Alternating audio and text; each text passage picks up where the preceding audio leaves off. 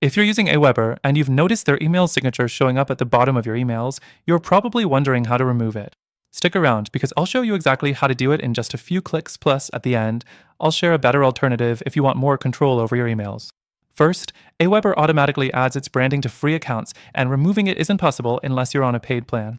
If you're on the free plan, you'll see something like Powered by AWeber at the bottom of every email you send. Unfortunately, there's no toggle to turn it off unless you upgrade. Next, if you're already on a paid AWeber plan, removing the email signature is easy. Just go to your message editor, click the footer section, and simply delete the branding text. If it still appears, check under your account settings to make sure AWeber branding is disabled for outgoing emails. Now, one thing to keep in mind is that AWeber is solid for basic email marketing, but it does have its downsides. While it's beginner-friendly, some users find the design options outdated, automation limited, and features locked behind higher-tier plans. If you're looking for more customization, better automation, and no forced branding, free or paid, there are definitely better alternatives.